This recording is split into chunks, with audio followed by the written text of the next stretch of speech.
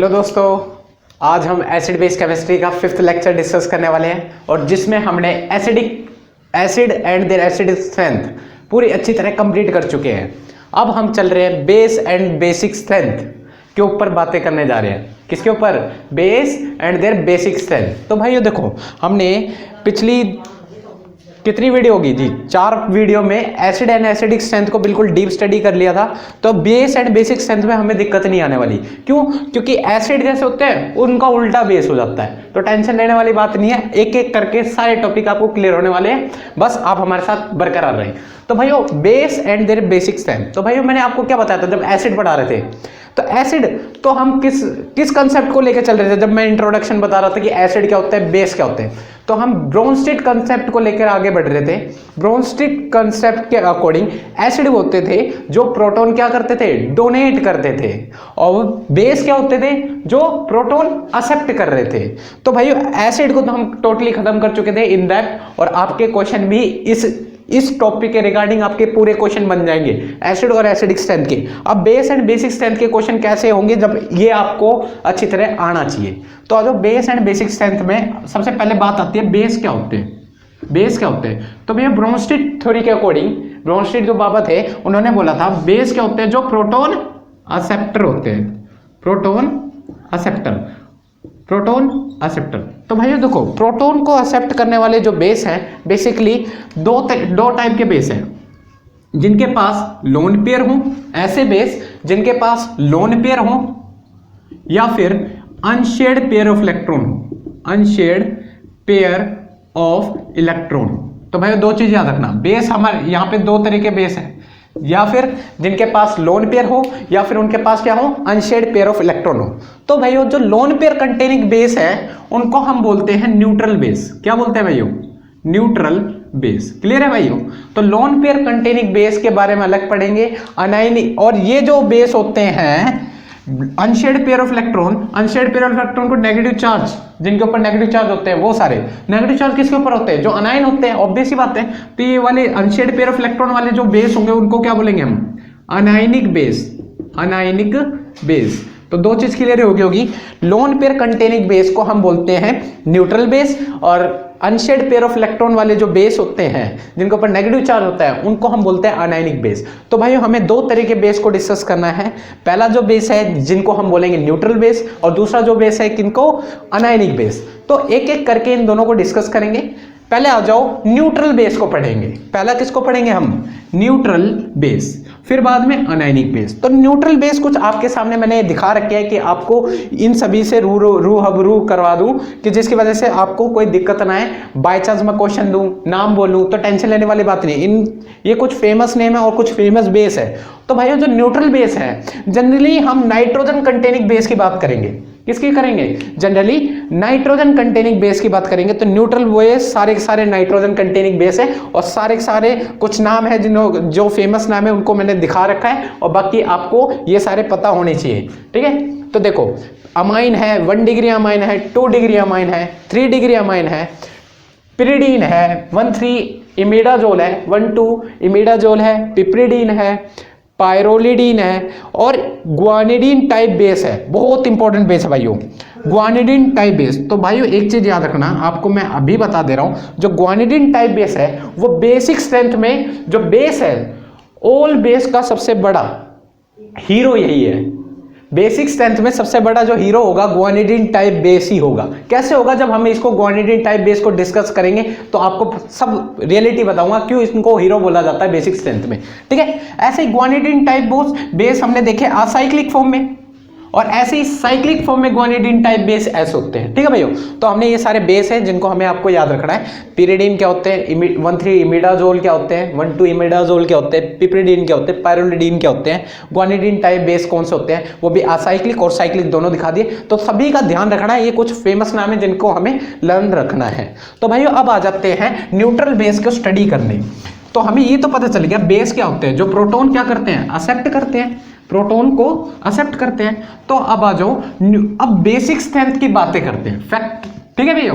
तो basic strength 2 तरीके से पता कर सकते हैं। जैसे हम एसिड पढ़ रहे थे तो एसिडिक स्ट्रेंथ 2 तरीके से हम स्टडी कर सकते थे। दो तरीके से हम एसिडिक स्ट्रेंथ का पता कर रहे थे, एक क्वांटिटेटिव एनालिसिस के थ्रू, एक क्वालिटेटिव एनालिसिस के थ्रू।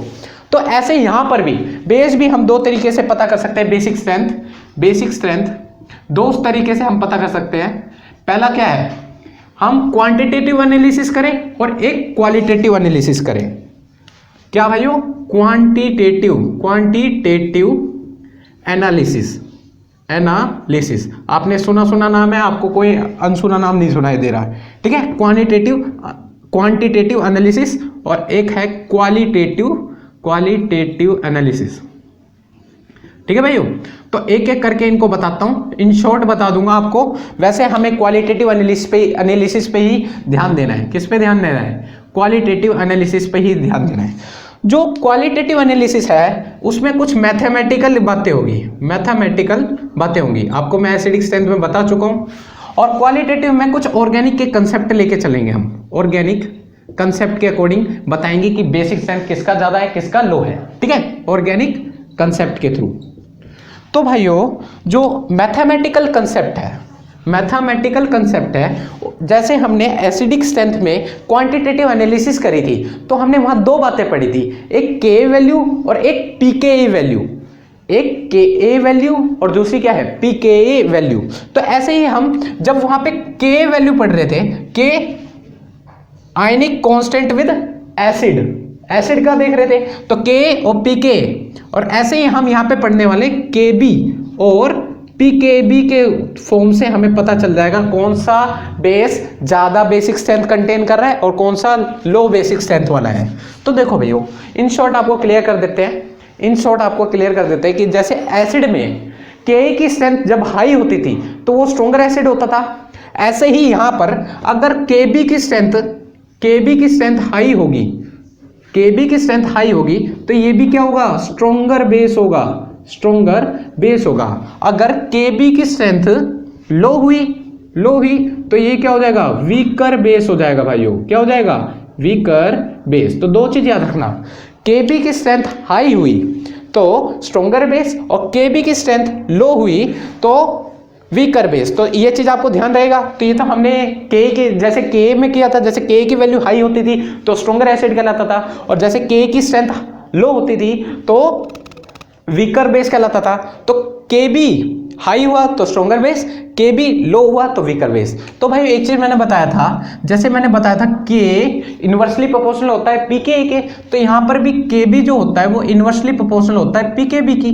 तो ऑब्वियस ही बात है, आपसे पूछ ले भाई किसका लोअर पीकेबी, तो भाई एक चीज याद रखना, अगर केबी की स्ट्रेंथ हाई हुई तो पीकेबी की तो स्ट्रेंथ क्या होगी, लो होगी। पीकेबी की बात कर रहा हूं, पीकेबी की स्ट्रेंथ क्या होगी, लो होगी। अगर पीकेबी स्ट्रेंथ की लो हुई तो ऑब्वियस ही बात है, जब केबी की स्ट्रेंथ हाई हुई तो स्ट्रॉन्गर बेस, तो ऑब्वियस ही बात है पीकेबी की स्ट्रेंथ जब लो होगी तब भी वो स्ट्रॉन्गर बेस होगा। तो इतना याद रखना, अगर केबी की स्ट्रेंथ लो है तो पीकेबी की स्ट्रेंथ क्या हो जाएगी, हाई हो जाएगी, और पीकेबी की स्ट्रेंथ जब हाई होगी तो वो वीकर बेस होगा। तो इन शॉर्ट आपको मैं बता देता हूं, पीकेबी की जो स्ट्रेंथ होगी वो लो हुई तो क्या होगा, स्ट्रॉन्गर बेस होगा ही नहीं होगा, स्ट्रॉन्गर बेस। तो ये चीज मैंने आपको यहां से दिखा के याद दिखा रहा हूं मैं। और पीकेबी की स्ट्रेंथ हाई हुई तो हमारा क्या हो जाएगा, वीकर बेस हो जाएगा। तो इतना याद रखना, वीकर बेस याद होगा। तो केबी की स्ट्रेंथ हाई होती थी तो स्ट्रॉन्गर बेस, और केबी की स्ट्रेंथ जब लो होती थी तो वीकर बेस। अगर इसका उल्टा कर दिया जाए, रिवर्स कर दिया जाए, तो पीकेबी की वैल्यू पता चल जाएगी हमें। पीकेबी लो हुआ तो स्ट्रॉन्गर बेस, पीकेबी हाई हुआ तो वीकर बेस। अब कैसे मैंने बताया ये चीज आपके पास ये रहा, क्योंकि केबी इनवर्सली प्रोपोर्शनल होता है पीकेबी के बेस। तो भाई ये तो था quantitative analysis.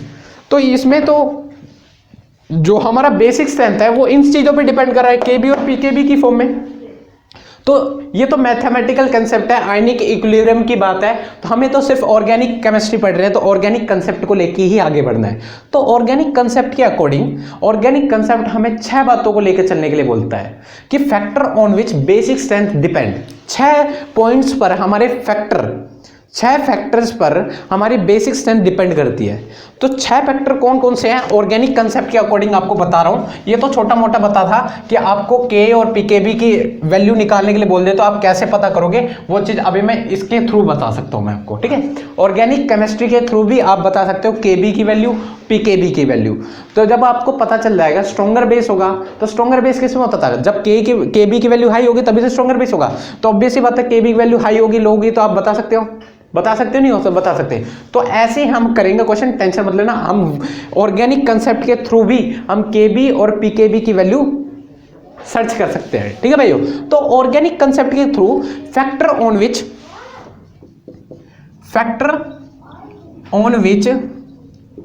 Basic strength depend. तो भाई कौन कौन से फैक्टर है जो बेसिक स्ट्रेंथ पे डिपेंड करते हैं। तो पहला जो फैक्टर है जो ऑर्गेनिक कंसेप्ट बताती है भाइयों, बाय प्रायोरिटी के हिसाब से है। अगर ये फैक्टर जो पहला फैक्टर बता रहा हूं उसका यूज करते हैं, हमें जब हमारा काम बन रहा है कि बेसिक स्ट्रेंथ निकल पा रही है तो कोई टेंशन नहीं। अगर पहला फैक्टर फेल हो जाता है तभी हम सेकंड फैक्टर उठाएंगे, वरना नहीं उठाएंगे। तो इतना याद रखना, प्रायोरिटी के हिसाब से है। पहले फर्स्ट फैक्टर का यूज करेंगे, अगर फर्स्ट फैक्टर फेल हो जाता है तो हम सेकंड फैक्टर का यूज करेंगे, अगर सेकंड फैक्टर भी फेल हो जाता है तो हम थर्ड का फैक्टर। ऐसे ही चलना है, प्रायोरिटी के हिसाब से चलना है। ये नहीं कि फोर्थ फैक्टर लगा के बेसिक स्ट्रेंथ बता दो, ठीक है, इतना याद रखना। तो फर्स्ट जो फैक्टर है वो है effect of electronegativity. Organic chemistry हमें बताता है कि इलेक्ट्रोनेगेटिविटी का इफेक्ट चेक करेंगे, इफेक्ट ऑफ इलेक्ट्रोनेगेटिविटी,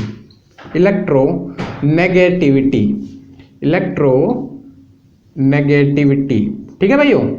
फर्स्ट जो फैक्टर है इफेक्ट ऑफ इलेक्ट्रोनेगेटिविटी है, और इसी को हम बोल सकते हैं हाइब्रिडाइजेशन का इफेक्ट चेक करेंगे, हाइब्रिडाइजेशन का इफेक्ट चेक करेंगे। आप बोलोगे इलेक्ट्रोनेगेटिविटी में हाइब्रिडाइजेशन का कंसेप्ट क्यों करेंगे, क्योंकि हमें हाइब्रिडाइजेशन के इफेक्ट से ही, हाइब्रिडाइजेशन में जो इलेक्ट्रोनेगेटिविटी का ऑर्डर बताया होगा उसी हिसाब से हमें चेक करना है, ठीक है भाइयों।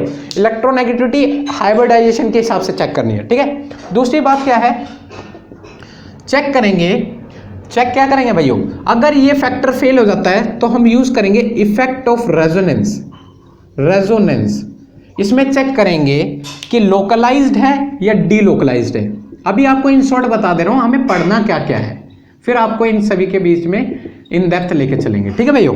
तो लोकलाइज्ड और डीलोकलाइज्ड चेक करेंगे, कैसे डिपेंड करता है बेसिक स्ट्रेंथ, अभी मैं एक एक करके आपको सबको सोल्व करके बताता रहूंगा, ठीक है भाइयों। थर्ड आ जाओ, चेक करना है, क्या चेक करना है, द रोल ऑफ एरोमेटिसिटी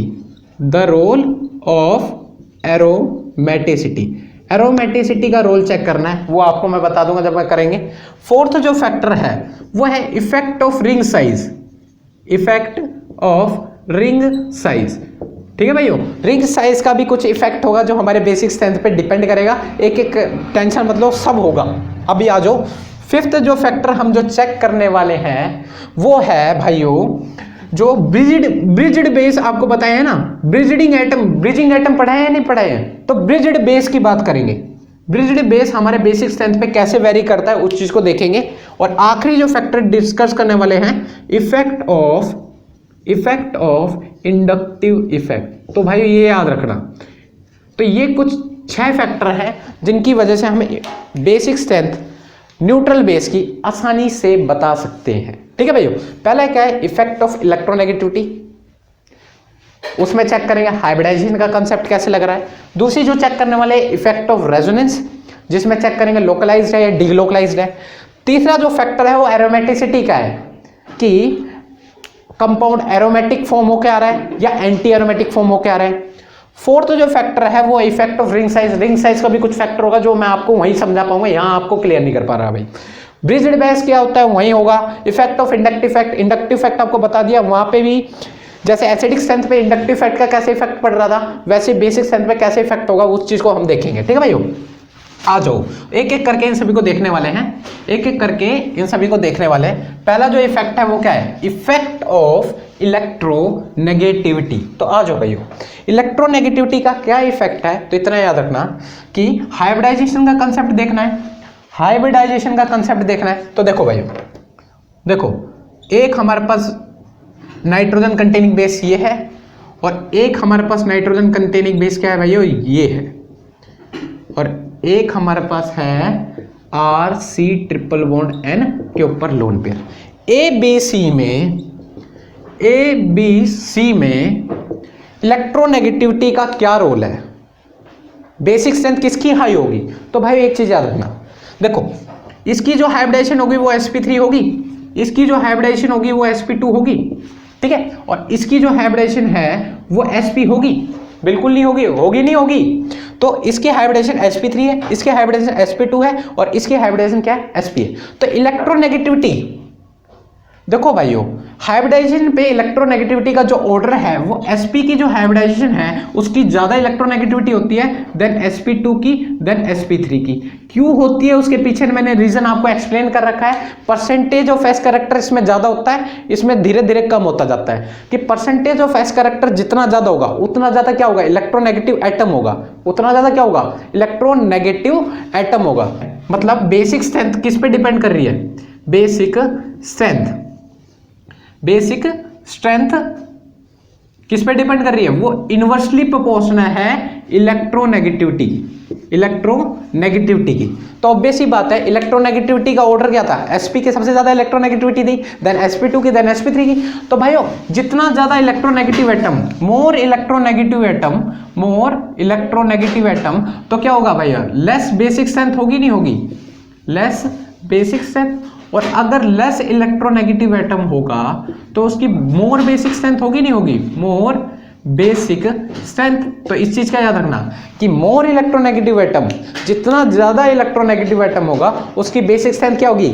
क्या होगी भाइयों? कम होगी, क्योंकि इनवर्सली प्रोपोर्शनल है। अगर बेसिक स्ट्रेंथ बढ़ा तो इलेक्ट्रोनेगेटिविटी घटनी चाहिए, मतलब इलेक्ट्रोनेगेटिविटी कम हुई तो बेसिक स्ट्रेंथ ज्यादा, और इलेक्ट्रोनेगेटिविटी ज्यादा होगी तो बेसिक स्ट्रेंथ क्या हो जाएगी भैया? कम हो जाएगी। तो इस चीज का याद रखना। तो अब इसके अकॉर्डिंग बताओ बेसिक स्ट्रेंथ किसकी सबसे ज्यादा होगी? तो इलेक्ट्रोनेगेटिविटी के ऑर्डर के हिसाब से इसकी हाइब्रिडेशन sp है, इसकी sp2 है, इसकी sp3 है। तो इलेक्ट्रोनेगेटिविटी का ऑर्डर क्या करता है? sp, then sp2, then sp3। और अभी मैंने क्या बोला?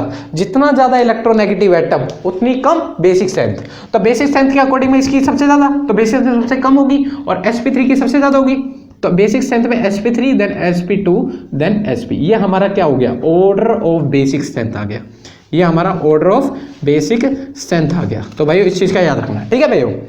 ठीक है, ऐसी नेक्स्ट क्वेश्चन करते हैं। सेम कंसेप्ट लगाना है, इफेक्ट ऑफ इलेक्ट्रोनेगेटिविटी का, इलेक्ट्रोनेगेटिविटी का ही इफेक्ट बताना है, ठीक है भाइयों? तो याद रखना, हाइब्रिडाइजेशन का कंसेप्ट याद रखना, और दो चीज याद रखना, जितना ज्यादा इलेक्ट्रोनेगेटिव एटम और उतना ज्यादा क्या होगा? उतना कम क्या होगा? Basic strength. और जितना कम इलेक्ट्रोनेगेटिव एटम और उतना ही क्या होगा? बेसिक स्ट्रेंथ बढ़ जाएगी। तो इतना याद रखना, ठीक है भाइयों? अब आ जाओ, एक नाइट्रोजन कंटेनिंग बेस है, इसके लोन पेयर ये रहे, और एक नाइट्रोजन कंटेनिंग बेस ये हैं। आपको लोकलाइज्ड और डीलोकलाइज्ड हाइब्रिडाइजेशन में कोई दिक्कत नहीं आनी चाहिए, क्योंकि मैंने बहुत मेहनत की है इस चीज में बताने के लिए। RC∭N। तो A, B और C में बेसिक स्ट्रेंथ बताओ। तो भाई एक चीज याद रखना, more electronegative atom less basic strength, less electronegative atom मोर बेसिक स्ट्रेंथ। तो आ जाओ हाइब्रिडेशन पे आ जाओ, भिड़ते ही हाइब्रिडेशन। इसकी हाइब्रिडेशन क्या है? sp3। ये नाइट्रोजन ऑलरेडी पाई बॉन्डेड है, पाई बॉन्डेड होने की वजह से इसकी हाइब्रिडेशन क्या होती है? sp2। क्या होती है भाइयों? sp2। और इसकी जो हाइब्रिडेशन होगी ट्रिपल बॉन्डेड होने की वजह से इसकी हाइब्रिडेशन क्या है? sp। क्लियर है भाइयों?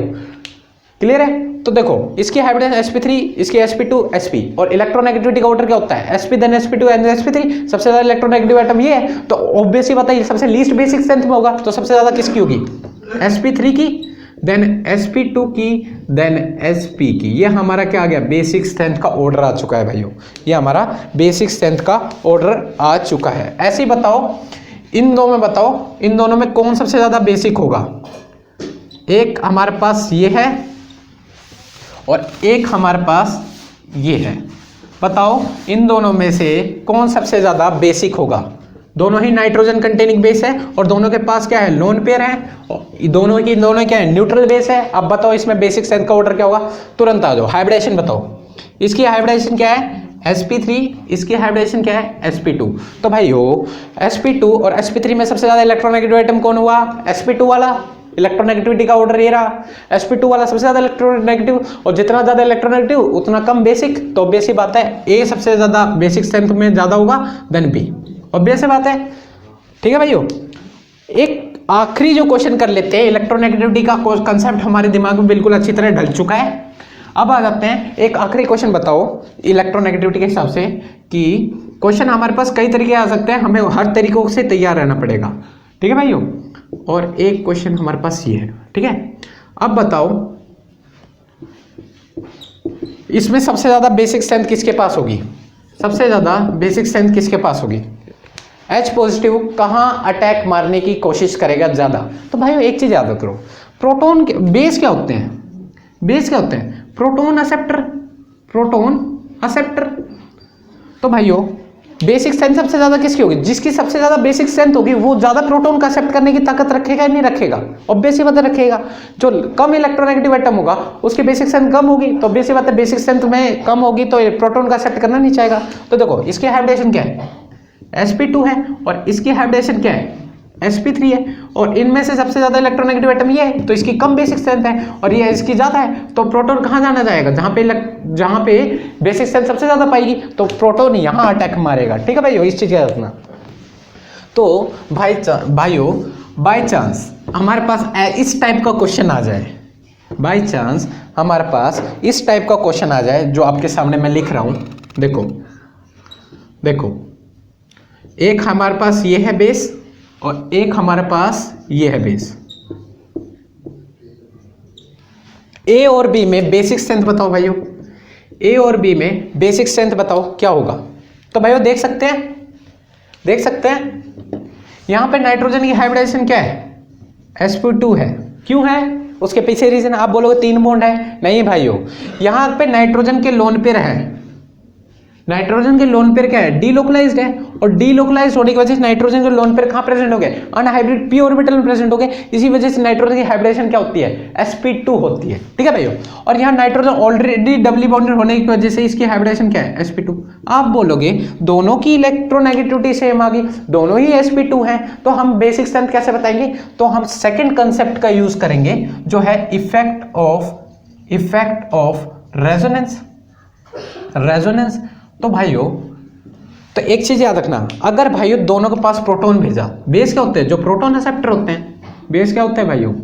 जो प्रोटॉन एक्सेप्टर होते हैं, नहीं होते हैं। तो भाइयों प्रोटॉन कहां पे सबसे ज्यादा स्टेबल पाएगा, मतलब कहां पे सबसे ज्यादा स्टेबल पाएगा, कहां पे सबसे ज्यादा बेसिक स्ट्रेंथ देख पाएगा? तो भाइयों यहां देखो, देखो यहां पे नाइट्रोजन लोन पेयर डीलोकलाइज्ड हो रहे हैं, डीलोकलाइज्ड है,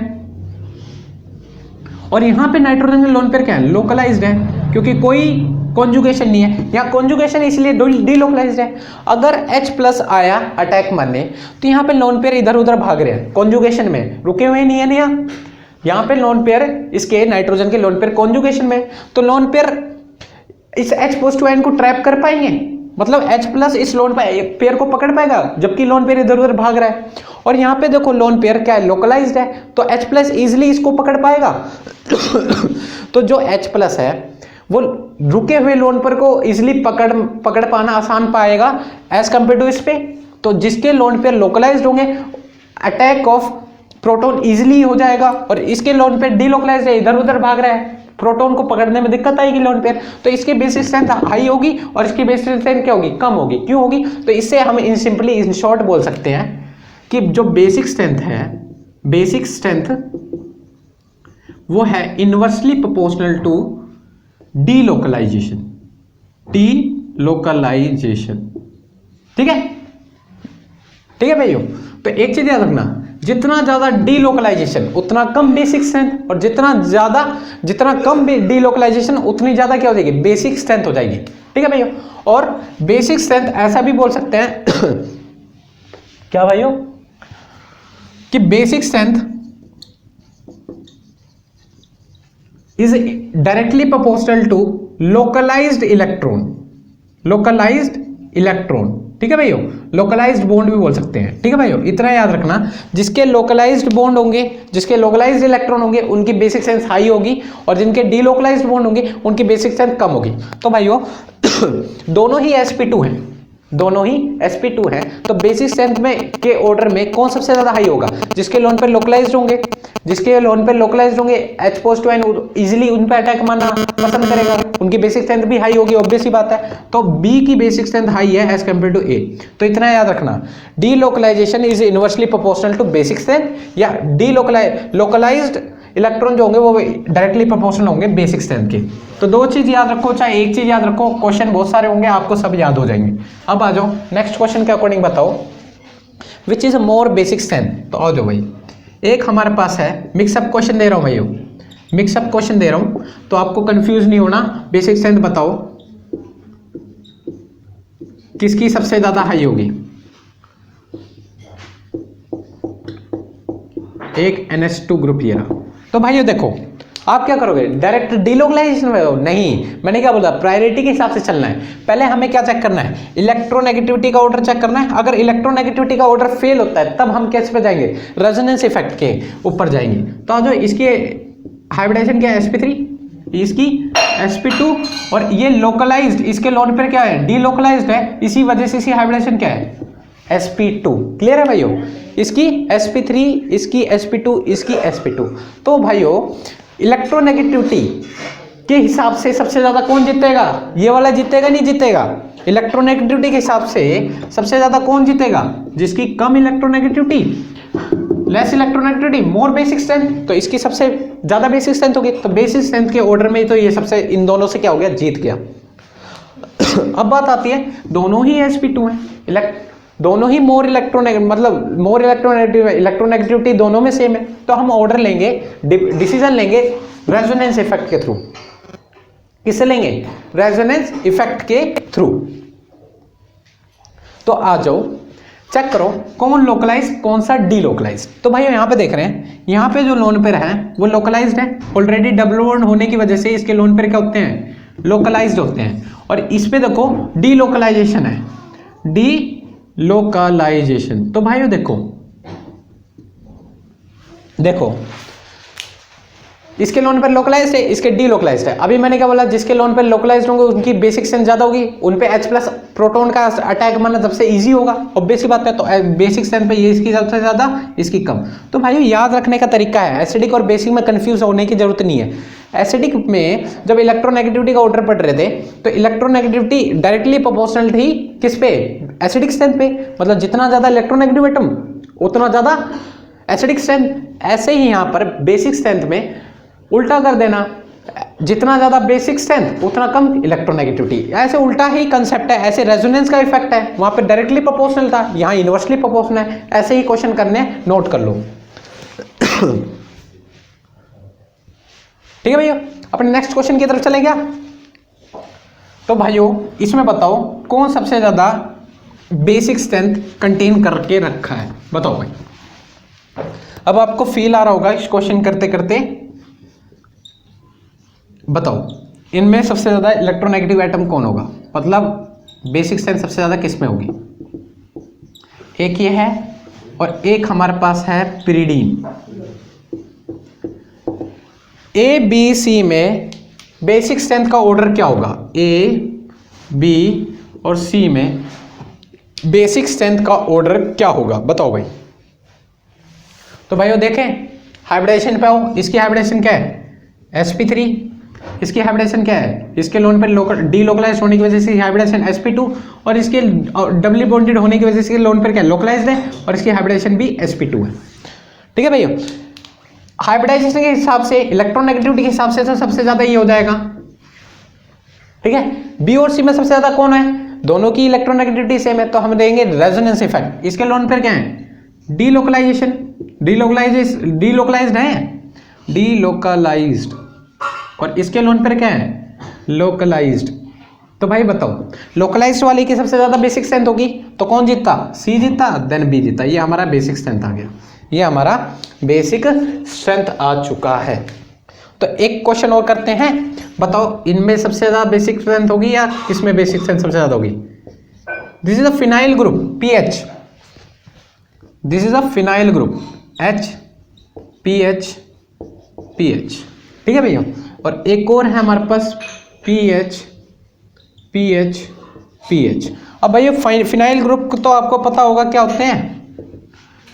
फिनाइल ग्रुप कुछ ऐसा होता है, देखो बेंजीन रिंग में से एक हाइड्रोजन हटा दो तो हमारा फिनाइल ग्रुप बन जाता है। तो पीएच की जगह आप फिनाइल ग्रुप भी लगा सकते हो, टेंशन लेने वाली बात नहीं है, ये हमारा फिनाइल ग्रुप हो जाएंगे। ऐसे ही यहाँ पे 2 फिनाइल ग्रुप होंगे, ऐसे ही हमारे पास भी यहाँ पर 2 फिनाइल ग्रुप होंगे, एक ये है फिनाइल ग्रुप और एक ये है फिनाइल ग्रुप।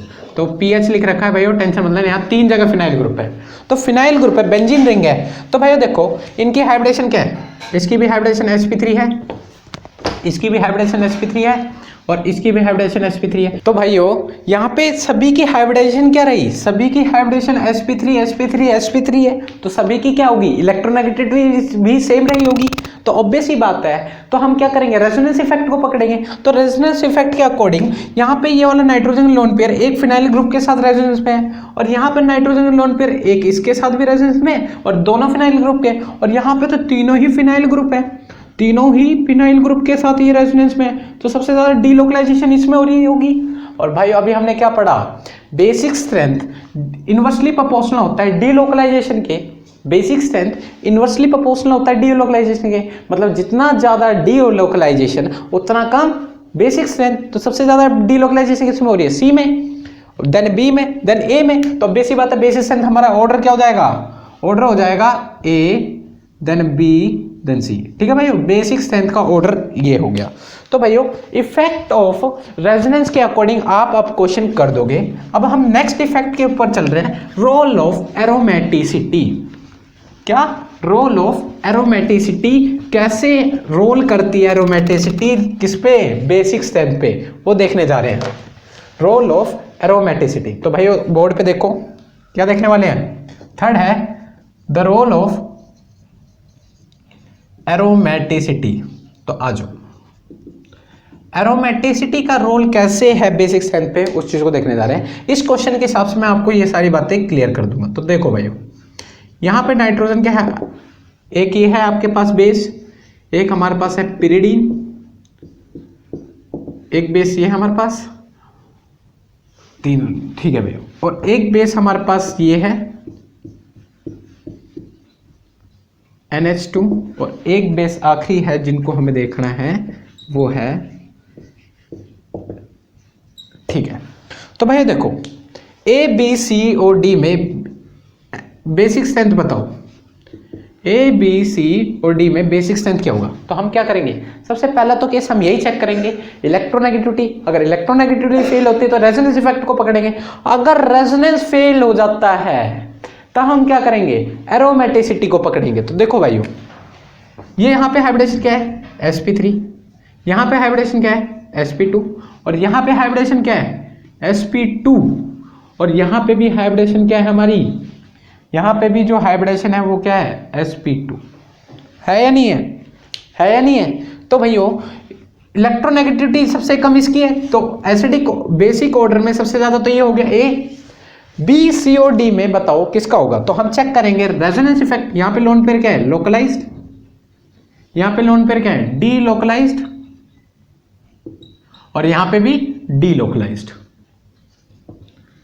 तो देखो भाइयों, लोकलाइज्ड होने की वजह से इन दोनों से सबसे ज्यादा बेसिक तो ये हो गया बी पार्ट। अब C और D में दोनों की इलेक्ट्रोनेगेटिविटी सेम है sp2 sp2, और दोनों में ही डी लोकलाइजेशन है। तो यहाँ पे रेजोनेंस का फैक्ट क्या हो रहा है, फेल हो रहा है। तो भैया हम यहाँ पे यूज करेंगे एरोमेटिसिटी का फैक्ट। क्या यूज करेंगे, एरोमेटिसिटी का फैक्ट यूज करेंगे। तो देखो भैया बेस क्या होते हैं, जो प्रोटॉन एक्सेप्टर होते हैं। तो H+ आयन इसको भी दो, H+ आयन इसको भी दो। तो भाइयों H+ आयन ये तुरंत लोन पेयर पे अटैक मार देंगे, ये भी H+ आयन इस लोन पेयर पे अटैक मार देंगे, होगा ही नहीं होगा। तो लोन पेयर पे जैसे अटैक मारेंगे तो भाइयों देखो नाइट्रोजन पे कितने हाइड्रोजन थे, 2 हाइड्रोजन थे, तो यहाँ पे 3 हाइड्रोजन आ देंगे और एक पॉजिटिव चार्ज ये होंगे। क्यों होंगे, नाइट्रोजन अपने लोन पेयर शेयर कर गया प्रोटॉन के साथ और अपने lone pair of electron sharing में गए, तो इसके ऊपर पॉजिटिव चार्ज आएगा। तो ऐसे ही इसके ऊपर भी पॉजिटिव चार्ज आएगा। तो देखो इसके ऊपर भी पॉजिटिव चार्ज, यहाँ पे 1 हाइड्रोजन था, 2 हाइड्रोजन आगे और 1 पॉजिटिव। तो यहाँ पे प्रोटॉन को तो इन दोनों ने एक्सेप्ट कर लिया। तो भैया देखो यहाँ पर ये रेजोनेंस, देखो ये वाला जो रिंग थी साइक्लिक थी, कॉन्जुगेटेड थी, प्लेनर थी, और कितने पे इलेक्ट्रॉन थे, 2 2 4 2 6, 6 पाई इलेक्ट्रॉन्स थे ही नहीं थे, तो ये कंपाउंड क्या था, एरोमेटिक था या नहीं था, ये कंपाउंड एरोमेटिक था या नहीं था, देखो भाइयों। और यहाँ पे भी देखो साइक्लिक है, कॉन्जुगेशन है, प्लेनर है, और कितने पाई इलेक्ट्रॉन, 2 2 4 2 6। यहाँ पे नाइट्रोजन के लोन पेयर क्या है, डीलोकलाइज्ड है, इसी वजह से इसके लोन पेयर पाई इलेक्ट्रॉन में काउंट होंगे। तो कितने पाई इलेक्ट्रॉन है टोटल, 6 पाई इलेक्ट्रॉन होने की वजह से इस पे बिहेवियर कैसा है, एरोमेटिक है।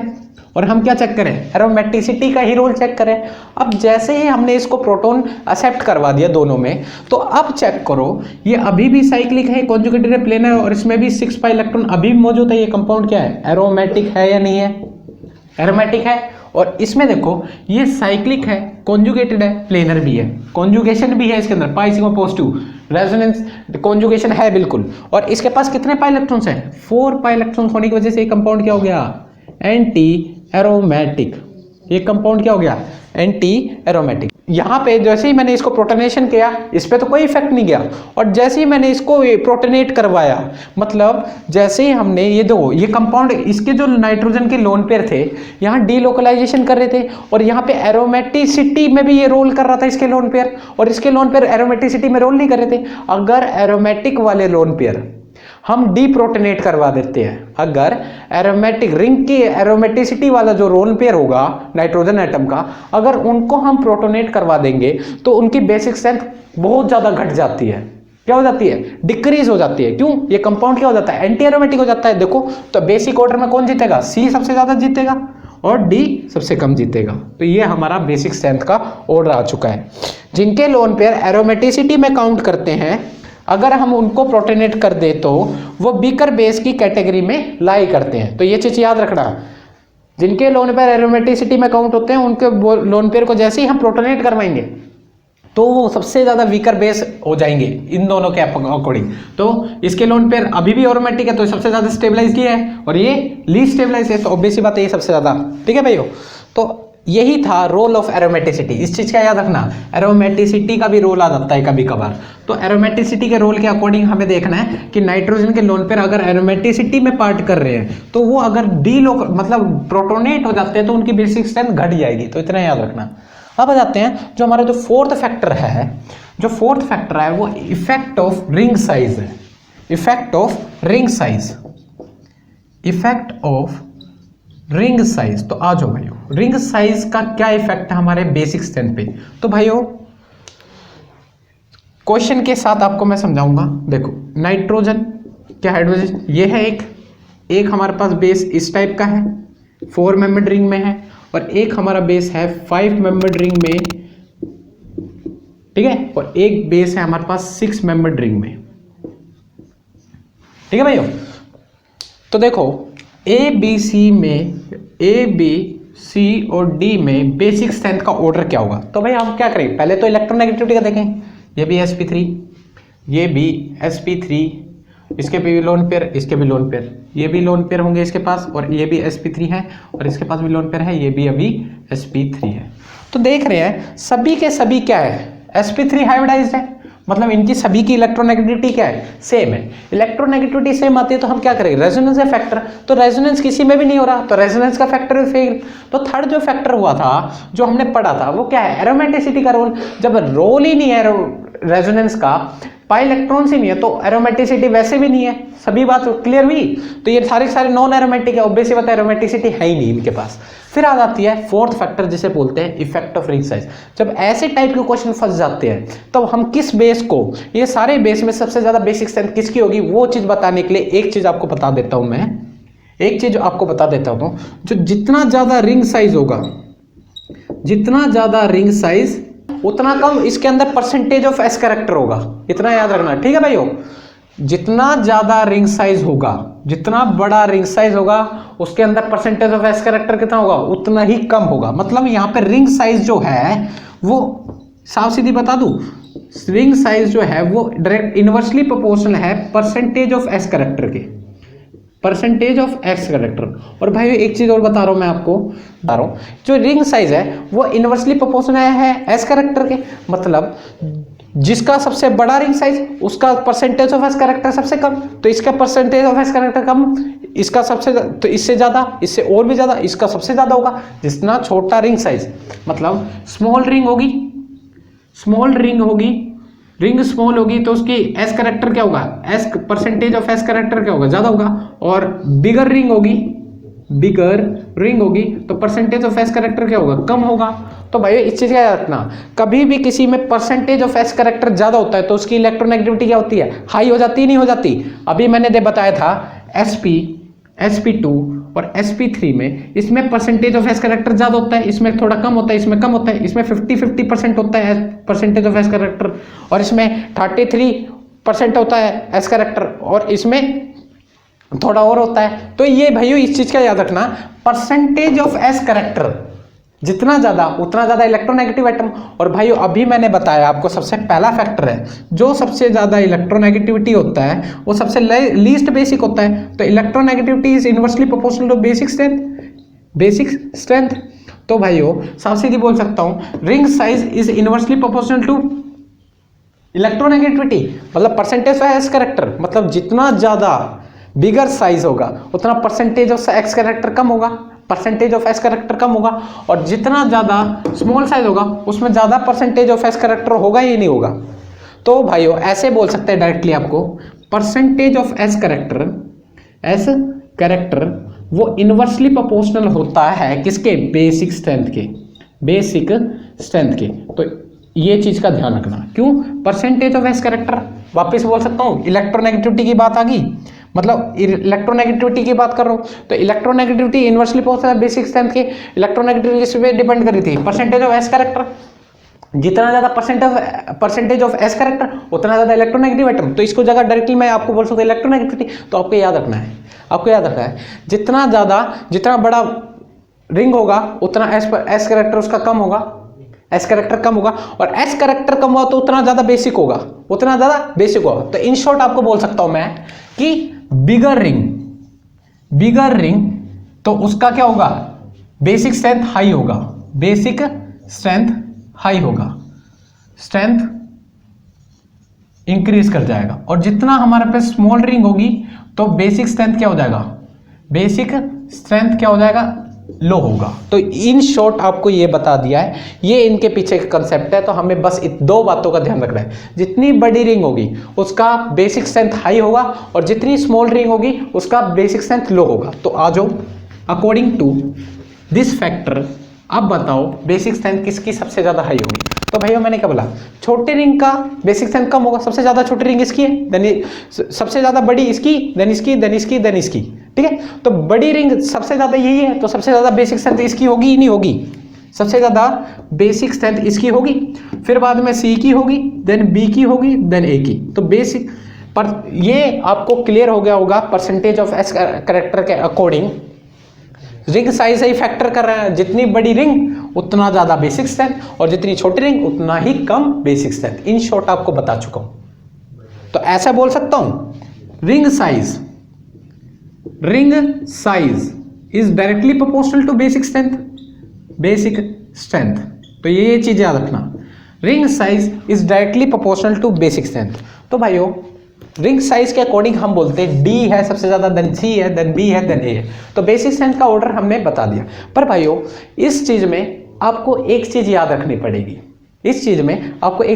पड़ेगी, तो ये जो परसेंटेज ऑफ एस कैरेक्टर का जो रोल था, आपको मैंने यहाँ इन डेप्थ आपको बताया नहीं है। ये जब हम पेरिसाइक्लिक रिएक्शन पढ़ेंगे तो आपको वहाँ पे मैं बिल्कुल इन डेप्थ आपको क्लियर करूंगा। अभी तो इसके ऊपर पूरा एक डीप लेक्चर जाएगा, परसेंटेज ऑफ एस कैरेक्टर कैसे रिंग साइज पे डिपेंड कर रहा है। तो यहाँ पे पेरिसाइक्लिक जब पढ़ाऊंगा तो वहाँ पे क्लियर करूंगा। तो एक चीज याद रखना है कि यहाँ पे थोड़ा बहुत वेरिएशन होता है रिंग साइज में। क्या होता है, सी की जो बेसिक स्ट्रेंथ ज्यादा हो जाती है डी के कंपैरिजन में। क्यों होता है, उसके पीछे रीजन है, थोड़ा सा देखना भाइयों, उसके पीछे रीजन है। तो ये तो क्लियर होगा, बी और ए, बी सबसे ज्यादा बेसिक स्ट्रेंथ ले रहा है ए से, पर डी सबसे ज्यादा नहीं ले रहा, सी सबसे ज्यादा बेसिक स्ट्रेंथ ले रहा है ए से। उसके पीछे रीजन क्या है भाइयों, ये देखो ऑर्डर क्या बन रहा था हमारा, डी देन सी देन बी देन ए। और अभी मैंने क्या बोला, सी आगे आ जाएगा, डी पीछे चला जाएगा। उसके पीछे रीजन है, क्या है कि जो हमारा डी का जो शेप था वो कैसा था, डी 5 मेंबर्ड वाली रिंग था, ऐसा कुछ एटम था। और जो सी है, ये सी और डी हमारा 6 मेंबर्ड रिंग वाला था, बेस और इसके लोन पर ये और हाइड्रोजन। तो भाइयों दो जो ये 5 मेंबर्ड वाली रिंग और जो 6 मेंबर्ड वाली रिंग जब आ जाती है तो उसके अंदर एंगल स्ट्रेन बहुत ही कम हो जाता है, और एंगल स्ट्रेन कम होने की वजह से इनके जो होता है बेसिक स्ट्रेंथ, एंगल स्ट्रेन कम होने की वजह से एंगल स्ट्रेन इनके अंदर कम होता है। मेन चीज़ ये बताना चाहता हूँ आपको कि 5 से 6 मेंबर्ड रिंग वाली जो सिस्टम होते हैं उनके अंदर एंगल स्ट्रेन बहुत ही कम होता है, और ऊपर से इनका स्ट्रक्चर इसका जो 5 मेंबर्ड वाली रिंग का जो स्ट्रक्चर होता है वो एनवलप स्ट्रक्चर होता है। एनवलप स्ट्रक्चर होता ही नहीं होता। देखो यहाँ पे एनवलप स्ट्रक्चर है, या जीमेल का स्ट्रक्चर बोल सकते हैं, जीमेल की तरह इसकी स्ट्रक्चर है थोड़ी बहुत, ठीक है। जीमेल का लोगो देखा है, ऐसे जीमेल की तरह लोगों का स्ट्रक्चर है इसका, और एनवलप भी बोल सकते हैं, ठीक है। और इसका जो स्ट्रक्चर होता है वो होती है चेयर फॉर्म। क्या होती है भाइयों? चेयर फॉर्म होती है। तो देखो यहाँ पे नाइट्रोजन लगा दिया, फर्क क्या है, इसकी जो बेसिक स्ट्रेंथ होती है डी की वो कम रह जाती है सी से। और हमने क्या देखा था अभी, सी के अकॉर्डिंग बड़ा साइज होगा तो इसकी मतलब इसकी बेसिक स्ट्रेंथ ज्यादा होनी चाहिए इसके कंपैरिजन में, पर इसकी बेसिक स्ट्रेंथ इस पे डोमिनेट कर जाती है। क्यों कर जाती है उसके पीछे रीजन है। यहाँ पे जो नाइट्रोजन के लोन पेयर हैं वो एक्सियल पोजीशन पे थे, और जो दूसरा जो नाइट्रोजन बनाता हूं ये अपने आप को फ्लिप करते रहते हैं, तो इसके लोन पर कभी एक्सियल पोजीशन पे होते हैं और कभी इक्वेटोरियल पोजीशन पे होते हैं। ये एक्सियल पोजीशन है, ये इक्वेटोरियल पोजीशन है। मतलब यहाँ पे थोड़ी बहुत डीलोकलाइजेशन का ही कंसेप्ट लग रहा है। डीलोकलाइजेशन के कंसेप्ट देखो, इसके 6 मेंबर्ड वाले रिंग में जो चेयर शेप होती है वो फ्लिपिंग करने लग जाती है। इसके लोन पेयर कभी एक्सियल पोजीशन में होते हैं, कभी इक्वेटोरियल, एक्सियल और इक्वेटोरियल। तो H+ साइन को लोन पेयर पे एक्सेप्ट करने में दिक्कत आती है, मतलब H+ साइन को यहाँ पे अटैक करने में दिक्कत आती है, जैसे डीलोकलाइजेशन में होता था। और इसके जो स्ट्रक्चर होते हैं इसमें कोई फ्लिपिंग नहीं होती, इसके लोन पेयर कोई फ्लिप नहीं करते, इसी वजह से इसकी बेसिक स्ट्रेंथ ज्यादा हो जाती है, इसकी कम हो जाती है, ठीक है भैया। तो इसी वजह से सी की बेसिक स्ट्रेंथ ज्यादा हो जाती है डी के कंपैरिजन में, तो इतना याद रखना, ठीक है। 5 to 6 मेंबर्ड रिंग में 6 मेंबर्ड रिंग की बेसिक स्ट्रेंथ कम हो जाती है और 5 की ज्यादा हो जाती है। तो ज्यादातर हमें इसी टाइप के क्वेश्चन पढ़ेंगे, तो इसके अकॉर्डिंग हम डील कर लेना, ठीक है भाइयों। तो आपको ये चीज क्लियर हो गया होगा कि इफेक्ट ऑफ, क्या पढ़ रहे थे, इफेक्ट ऑफ रिंग साइज आपको क्लियर हो गया। अब चल रहे हैं अपने नेक्स्ट इफेक्ट के ऊपर। अगर हमारे पास ब्रिज्ड बेस आ जाए, कैसे बेस आ जाए, ब्रिज्ड बेस, तो ब्रिज्ड बेस आ जाए तो हमें कैसे हम बेसिक स्ट्रेंथ का फंडा बताएंगे। तो इस क्वेश्चन को बताओ, इनमें सबसे ज्यादा बेसिक स्ट्रेंथ कौन होगा, इसमें सबसे ज्यादा बेसिक स्ट्रेंथ कौन होगा, ठीक है भाइयों। एक ये है हमारे पास और एक नाइट्रोजन है ये। तो भाइयों यहाँ पर कुछ चीज आपको याद रखनी पड़ेगी, क्या है उसके पीछे रीजन मैं आपको बताता हूं। देखो ठीक है भाइयों, तो देखो जो ये जो ब्रिज्ड बेस है ये, और ये कैसा है, एसाइक्लिक बेस है। तो ब्रिज्ड बेस और एसाइक्लिक बेस में कंपैरिजन हो जाए तो यहाँ नाइट्रोजन की हाइब्रिडाइजेशन क्या है, sp3 है। यहाँ पे भी नाइट्रोजन की हाइब्रिडाइजेशन क्या है, sp3 है। अब बोलोगे नाइट्रोजन की हाइब्रिडाइजेशन sp2 होनी चाहिए, यहाँ पे नाइट्रोजन की हाइब्रिडेशन क्या होती है, sp3 ही होती है। क्यों होती है, कभी भी ये हमारे ब्रिज्ड हेड होता है। ये क्या होता है हमारा ब्रिज्ड हेड, ये हमारा क्या होता है ब्रिज्ड हेड। और ब्रिज्ड हेड हमेशा कैसा होता है, sp3 हाइब्रिडाइजेशन होती है।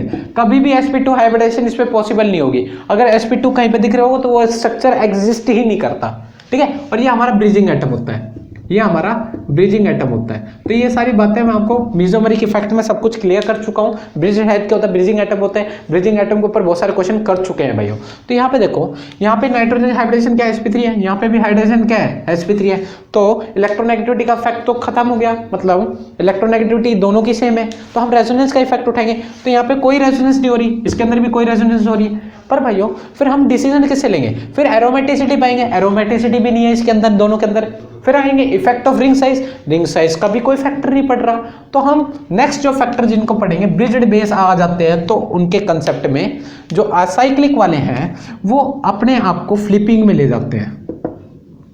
वो अपने आप को फ्लिपिंग में ले जाते हैं। तो भाइयों यहाँ पे जो लोन पेयर है कभी ऊपर कभी नीचे, कभी ऊपर कभी नीचे, ऐसा चलता रहता है। इनके अंदर क्या होता है, फ्लिपिंग ऑफ लोन पेयर होता है। इनके लोन पेयर क्या करते हैं, फ्लिप करते रहते हैं। तो और इनके जो लॉक स्ट्रक्चर होता है, इनका जो ये होता है स्ट्रक्चर, वो होता है लॉक्ड स्ट्रक्चर होने की वजह से यहाँ फ्लिपिंग नहीं हो पाती और यहाँ फ्लिपिंग होती है, flipping of lone pair, flipping of lone pair. और फ्लिपिंग ऑफ लोन पेयर होने की वजह से यहाँ पे लोन पेयर फ्लिप होने की वजह से इनकी जो बेसिक स्ट्रेंथ कम हो जाती है, क्योंकि बेस लोन पेयर इधर उधर भागते हैं तो जो H प्रोटॉन होता है इन पे अच्छी तरह अटैक नहीं मार पाता।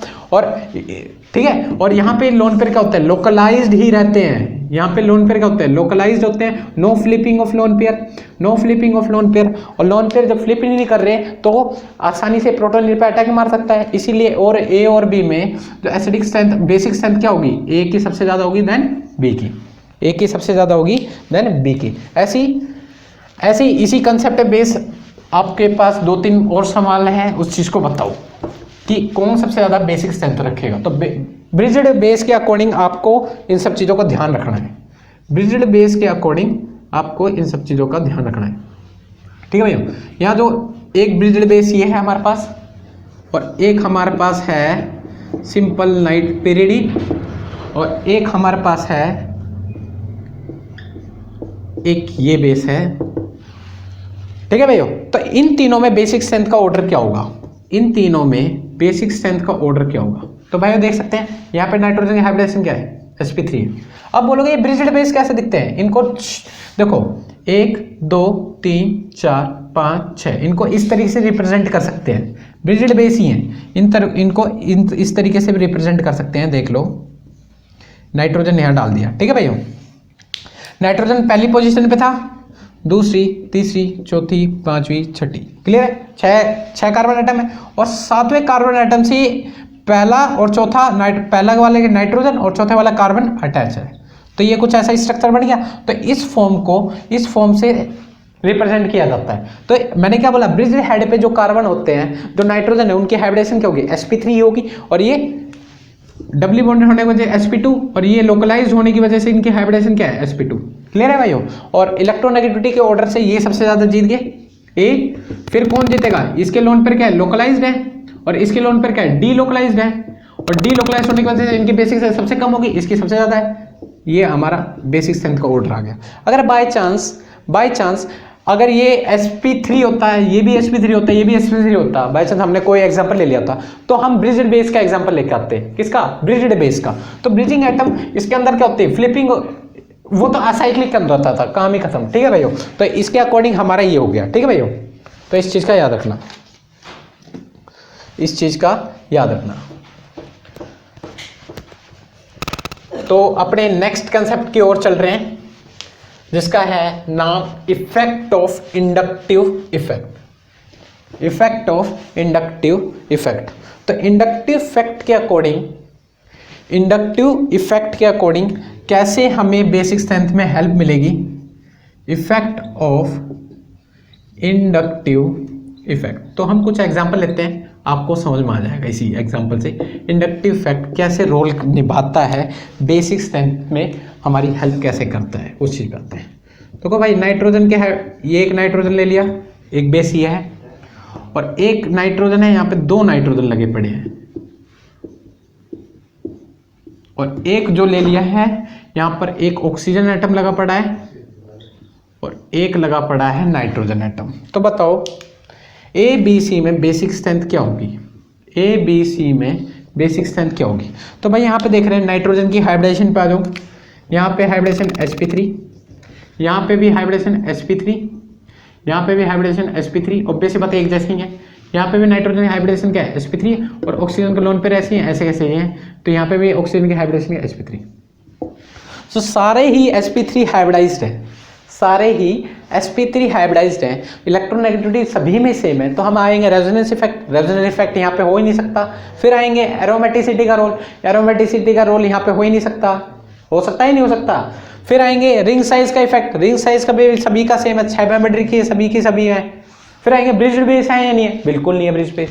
तो हम थर्ड लास्ट जो फैक्टर जो डिस्कस करेंगे, इससे हम बताएंगे इंडक्टिव इफेक्ट के अकॉर्डिंग। तो भाई यहाँ देखो, यहाँ देखो 1 2 3 4 5 कार्बन एटम है, यहाँ 1 2, तो एक कार्बन एटम ये है, एक ये है, एक ये है, एक ये है, ठीक है भाई, और एक यहाँ पे, एक यहाँ पे, यहाँ एक यहाँ पे, एक यहाँ पे, मतलब यहाँ 5 कार्बन एटम इंडक्टिव इफेक्ट दिखाएंगे और प्लस आई इफेक्ट दिखाएंगे कार्बन एटम, और प्लस आई इफेक्ट के थ्रू ये भी प्लस आई, ये भी प्लस आई, ये भी प्लस आई, और ये भी प्लस आई, और प्लस आई के थ्रू इसकी नाइट्रोजन की लोन पेयर क्या करेंगे, लोन पेयर की डेंसिटी बढ़ाएंगे, नहीं बढ़ाएंगे, इलेक्ट्रॉन की डेंसिटी बढ़ रही है, और इलेक्ट्रॉन की डेंसिटी जहां हाई होती है बेसिक स्ट्रेंथ और भी ज़्यादा हाई हो जाएगी। जब इलेक्ट्रॉन की डेंसिटी हाई होगी, बेसिक स्ट्रेंथ हाई होगी, प्रोटॉन इजीली इलेक्ट्रॉन को एक्सेप्ट कर पाएंगे, तो यहाँ पे इलेक्ट्रॉन की डेंसिटी सबसे ज़्यादा हाई हो रही होगी। तो यहाँ पे देखो 2 नाइट्रोजन एटम है, दोनों ही सेम पावर के हैं, तो दोनों क्या करेंगे, इलेक्ट्रॉन को खींचेंगे, तो यहाँ दोनों में कंपटीशन होता है, आधे ये लेके जाता है इलेक्ट्रॉन, आधे ये ले जाता है, ठीक है। और यहाँ पे क्या होता है, ऑक्सीजन और नाइट्रोजन सबसे ज़्यादा ताकतवर बंदा ये होता है ना, ऑक्सीजन, और नाइट्रोजन कम होता है, तो आधे से ज़्यादा इलेक्ट्रॉन तो ये खींच ले जाता है और आधे से कम इलेक्ट्रॉन ये लेता है। तो भाइयों इस चीज़ को एक तरीके से समझ सकते हैं, एक सिटी में एक गुंडा तो सारा हफ्ता ये कलेक्ट करता है, यहाँ पे एक सिटी के अंदर 2 गुंडा, दोनों गुंडे सेम पावर के हैं, और दोनों गुंडे सेम पावर के, तो दो सारे हफ्ता जो क्या होगा 50-50 डिवाइड होगा, तो 50-50 डिवीजन हो रही है, तो इलेक्ट्रॉन एक्टिविटी जो इलेक्ट्रॉन की डेंसिटी इस पर भी बढ़ रही होगी, इस पर भी बढ़ रही होगी, पर इसके मुताबिक इसके सबसे ज़्यादा इलेक्ट्रॉन की डेंसिटी होगी, तो सबसे तगड़ा गुंडा तो यही होगा ना जिसके पास पैसे ज़्यादा है।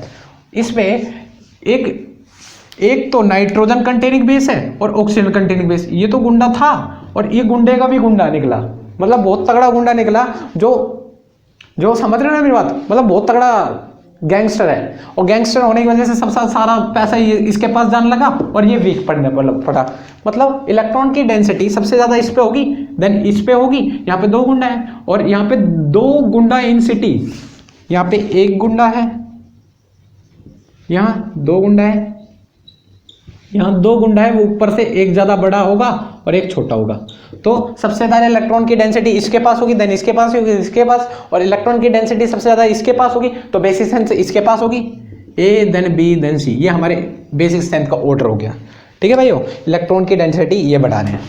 ऐसे ही अपने नेक्स्ट कंसेप्ट की थोड़े नेक्स्ट क्वेश्चन देख लेते हैं, ऐसे इसी पे बेस्ड कंसेप्ट तो अभी कर लेंगे अपना नेक्स्ट, कि आपको ये चीज़ क्लियर हो जाए, ठीक है भाइयों। तो यहाँ देखो एक बेस हमारे पास ये है और एक बेस हमारे पास ये है,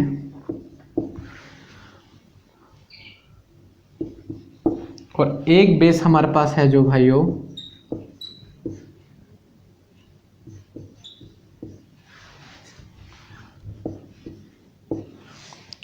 ABC में बेसिक स्ट्रेंथ बताओ किसकी सबसे ज़्यादा हाई होगी।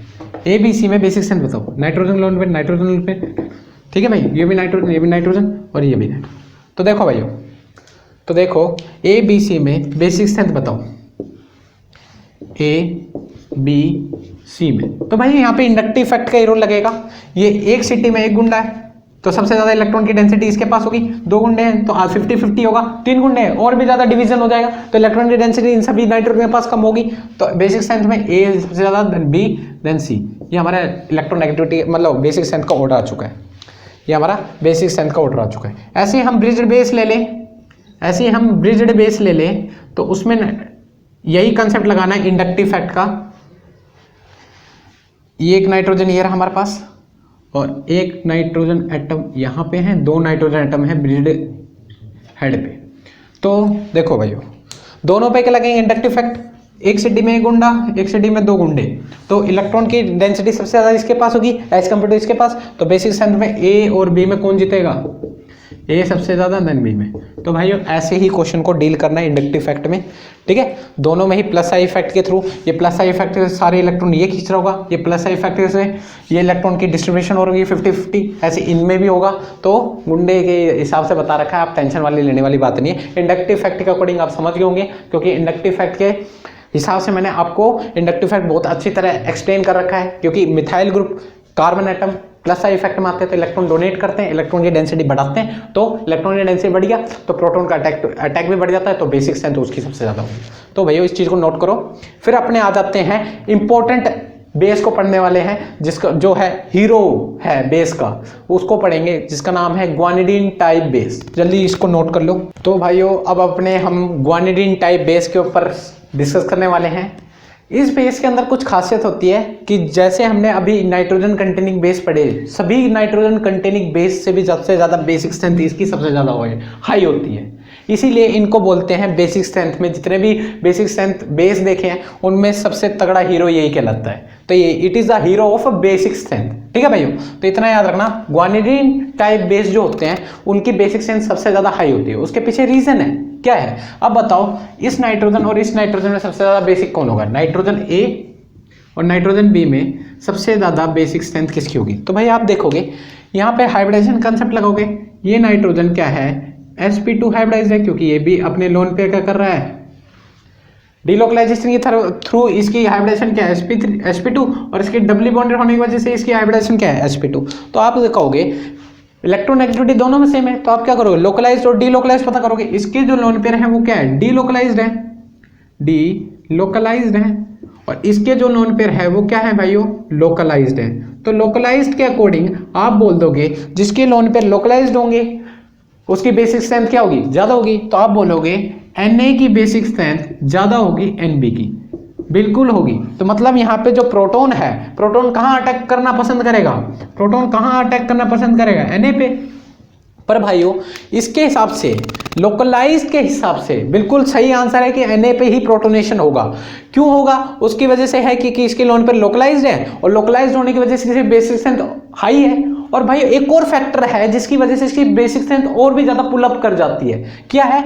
कि जो ये नाइट्रोजन के लोन पेयर है, अभी हम देख रहे थे इंडक्टिव फैक्ट के हिसाब से नाइट्रोजन में क्या हो रहा था? लोन पेयर की इलेक्ट्रॉन की डेंसिटी बढ़ रही थी, इलेक्ट्रॉन की डेंसिटी बढ़ रही थी, तो क्या हो रहा था? बेसिक स्ट्रेंथ बढ़ती जा रही थी। तो यहाँ पे नाइट्रोजन के जो लोन पेयर है ये वाले, ये प्लस सम इफेक्ट के थ्रू इस नाइट्रोजन पर इलेक्ट्रॉन की डेंसिटी क्या कर रहे हैं? इंक्रीज कर रहे हैं। और प्लस एम के थ्रू इलेक्ट्रॉन की डेंसिटी इतनी ज्यादा इंक्रीज हो जाती है कि नाइट्रोजन ए वैसे भी ज्यादा एसिड बेसिक था, और इसकी वजह से प्लस एम इफेक्ट की वजह से ये नाइट्रोजन सभी बेस से, मतलब ये जो ग्वानिडीन टाइप बेस है, कुछ ऐसे देखते हैं ग्वानिडीन टाइप बेस, और ये जो ग्वानिडीन टाइप बेस है वो असाइक्लिक है। असाइक्लिक ग्वानिडीन टाइप बेस सभी बेसिक स्ट्रेंथ में सबसे ज्यादा हाई होता है। वैसे ये प्रॉपर बेस नहीं है ग्वानिडीन टाइप बेस। अगर एक बेस हमने ये ले लिया, ठीक है, तो आपको ये तो पता चल गया Na की बेसिक स्ट्रेंथ हाई है एज कंपेयर टू ये। अगर मैंने एक बेस ये ले रखा है A, और अगर एक बेस हमने ये ले रखा है, तो किसकी बेसिक स्ट्रेंथ हाई होगी? इसकी हाइब्रिडाइजेशन क्या है? sp2, और इसकी हाइब्रिडाइजेशन क्या है?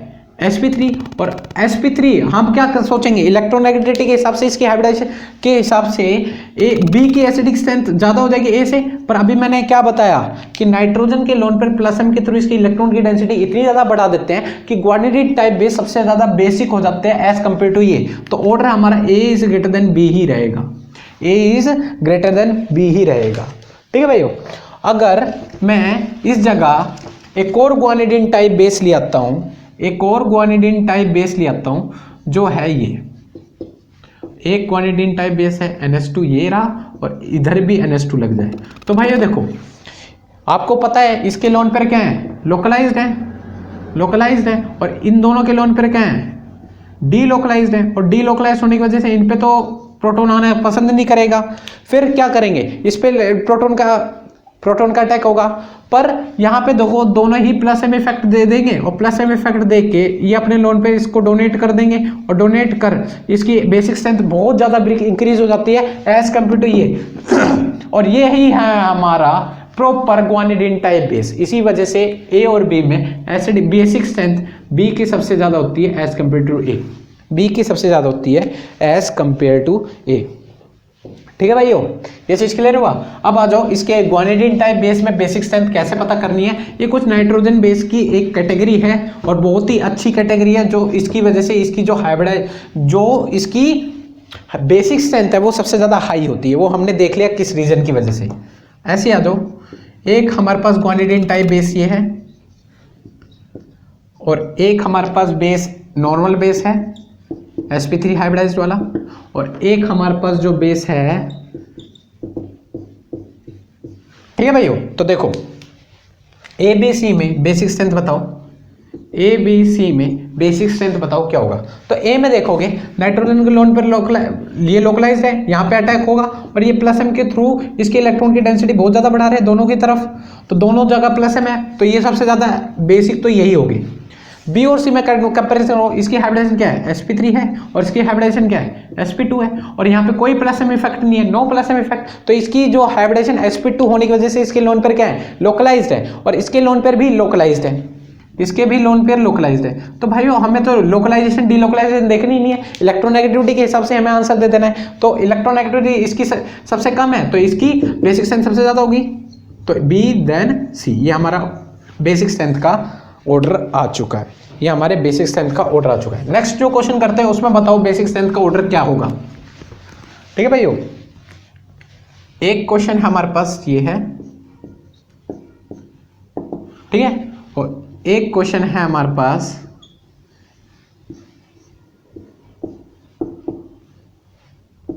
ये भी हमारा ग्वानिडीन टाइप बेस है, वो भी साइक्लिक। ठीक है भाइयों, इस चीज का ध्यान रखना। एक क्वेश्चन हमारे पास ये है सिंपल अनिलीन है, और एक हमारे पास है ग्वानिडीन टाइप बेस। ठीक है भाइयों, तो अब बताओ इन सभी में से सबसे ज्यादा बेसिक कौन होगा। ए बी सी और डी में, ए बी सी और डी में सबसे ज्यादा बेसिक कौन होगा। तो भाइयों यहाँ पे दो प्लस एम इफेक्ट लग रहे हैं, और ये ग्वानिडीन टाइप बेस है वो भी साइक्लिक, और ये भी यहाँ पे ग्वानिडीन टाइप बेस है ही नहीं है, वो भी साइक्लिक फॉर्म में है, तो घबराने वाली बात नहीं है। पर यहाँ पे एक तरफ से प्लस एम के थ्रू ये इलेक्ट्रॉन की डेंसिटी बढ़ा रहा है, और यहाँ पे दोनों तरफ प्लस एम के थ्रू इलेक्ट्रॉन की डेंसिटी बढ़ रही है नहीं बढ़ रही, तो सबसे ज्यादा इसका किसका ऑर्डर होगा बेसिक स्ट्रेंथ का, सबसे ज्यादा बी में सबसे ज्यादा बेसिक स्ट्रेंथ होगी, देन डी में। अब बताओ इसकी हाइब्रिडाइजेशन क्या है sp2, इसकी हाइब्रिडाइजेशन क्या है sp2, इसके लोन पर क्या है लोकलाइज्ड है, और इसके लोन पर क्या है डीलोकलाइज्ड होने की वजह से इसकी जो बेसिक स्ट्रेंथ हो जाएगी वो कम हो जाएगी, डीलोकलाइज्ड। तो भाइयों बेसिक स्ट्रेंथ में ये सबसे ज्यादा लिस्ट हो गया, ये सबसे ज्यादा, देन ए देन बी, ये हमारा क्या आ गया बेसिक स्ट्रेंथ का ऑर्डर आ चुका है भाइयों, ये हमारा बेसिक स्ट्रेंथ का ऑर्डर आ चुका है। ऐसे एक दो क्वेश्चन और देख लेते हैं। बताओ इनमें से बेसिक स्ट्रेंथ किसकी ज़्यादा हाई होगी, इसमें बेसिक स्ट्रेंथ किसकी सबसे ज़्यादा हाई होगी। एक ये है हमारे पास, और ये हमारा ग्वानिडीन टाइप बेस है, ठीक है, और एक जो है हमारे पास है वो है पिरिडीन। ए बी सी में बेसिक स्ट्रेंथ का ऑर्डर बताओ, ए बी सी में बेसिक स्ट्रेंथ का ऑर्डर क्या होगा। तो भाइयों देख सकते हैं यहाँ पे हाइब्रिडाइजेशन क्या है sp2, यहाँ पे भी हाइब्रिडाइजेशन क्या है sp2, और ये भी sp2, और ये भी हमारा sp2 ही है। यहाँ पे लोन पर क्या है लोकलाइज्ड है, और ये ग्वानिडीन टाइप बेस है, ग्वानिडीन टाइप बेस है नहीं है, तो ये अपने नोन पेयर डोनेट कर इसकी प्लस एम के थ्रू इलेक्ट्रॉन की डेंसिटी बढ़ाएगा, तो सबसे ज़्यादा बेसिक तो यही होगा बी। ए और सी में बताओ इसके लोन पर क्या है डीलोकलाइज्ड है, डीलोकलाइज्ड है, डीलोकलाइज्ड है, और इसके लोन पर क्या है भाइयों लोकलाइज्ड है। ठीक है, तो डीलोकलाइज्ड और लोकलाइज्ड में सबसे ज़्यादा बेसिक स्ट्रेंथ किसकी होगी लोकलाइज्ड वाले की, और फिर बाद में ए की। तो ये हमारा बेसिक स्ट्रेंथ का ऑर्डर आ चुका है। तो भाइयों यही था इस लेक्चर में, आपको बेसिक स्ट्रेंथ काफ़ी हद तक क्लियर हो गए। Factor on which basic strength depend, 6 factor हमने आसानी से क्लियर कर चुके हैं, इंडक्टिव फैक्ट भी इन्वॉल्व हो गया है, और इंपॉर्टेंट ग्वानिडीन टाइप बेस को हमने अलग से डिस्कस किया है, जिससे आपको सब कुछ याद रहे कि ग्वानिडीन टाइप बेस में क्या खासियत है कि उसके अंदर सबसे ज़्यादा बेसिक स्ट्रेंथ होती है as compare to any nitrogen containing base. ठीक है भैया, तो ये चीज़ हमने क्लियर कर दिया। आपको ये वीडियो समझ में आई होगी तो लाइक सब्सक्राइब शेयर जरूर करें। ठीक है भैया, और बेल आइकन को जरूर दबाएं कि आने वाली वीडियो का नोटिफिकेशन आपको मिलता रहे। ठीक है भैया, तो नोट करो।